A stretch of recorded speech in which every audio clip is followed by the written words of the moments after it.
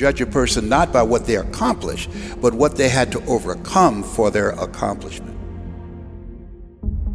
People that are hungry have zero excuses for not pursuing their dreams.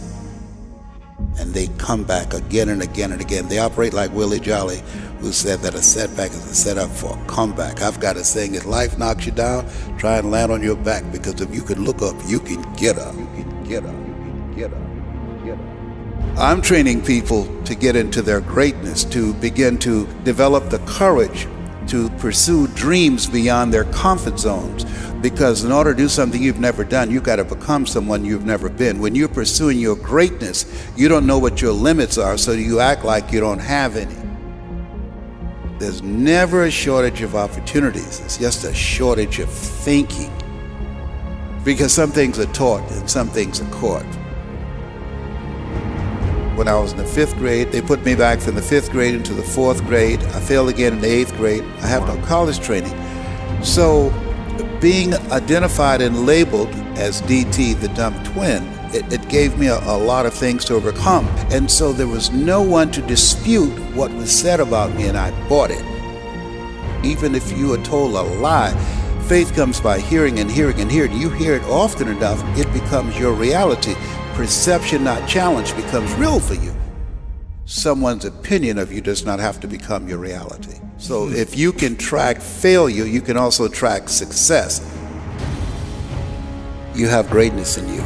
I don't know you, but here's what I know based upon my own experience. You have greatness in you, that you have the ability to do more than you could ever begin to imagine. You have greatness in you. There's a presence in each and every one of us that waits and listens to the voice of the genuine in yourself. It will be perhaps the only God you will ever have or hear. And if you cannot hear it, all of your life will be spent on the ends of strings that somebody else pulls. When you recognize your greatness, no one will ever pull your strings. You are different. You were created on purpose with a purpose to manifest that purpose through you.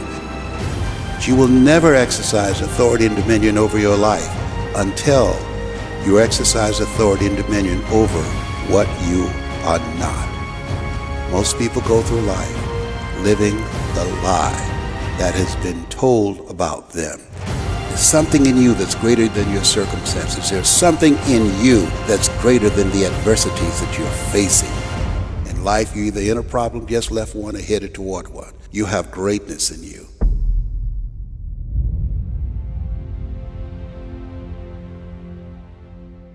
When you're pursuing your greatness, you live from a place of the willingness to live life courageously, to be willing to take chances, to become a risk taker, to make impact, to go beyond believing to knowing, to lean not unto your own understanding, to feel within yourself there's some cause, there's something that's bigger than me, but I'm never alone in facing this.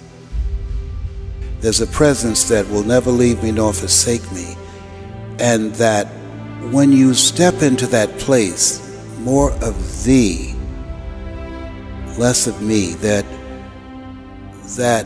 there's a place where we can go within ourselves. There are things that we can accomplish, things that we can do, that eye has not seen, ear has not heard, nor is entered the heart of mankind what God has in store for us. When we surrender life to me, when you're pursuing your greatness, you find something that you love, that you surrender to that something gives you life, and that you turn yourself over to that and allow yourself to be used by life. That, to me, is what greatness is. When I was diagnosed with prostate cancer and I was pondering about my life, am I going to beat this? And I was reading his words for comfort, and he said, the ideal situation for a man or woman to die is to have family members praying with them as they cross over. But imagine being on your deathbed and standing around your bed, the ghost of the dreams, the ideas, the abilities given to you by life, but you, for whatever reason, you never pursued those dreams. You never acted on those ideas. You never used those gifts, and there they are looking at you with large angry eyes saying, we came to you, and only you could have given us life, and now we must die with you forever. And the question is, if you died today, what dreams, what ideas, what gifts will die with you? As I face inevitable death, what in the meaning and purpose of my life that will not be undone or destroyed when I'm gone? My goal now, we learn, we earn, we pass it on. We should be ashamed to die until we've made some major contribution to humankind. I think it's important that people find something that gives their life a sense of meaning and value that drives them, that becomes their magnificent obsession. Because we live in a world where we're told more about our limitations rather than our potential, we go to our graves never knowing who we really are.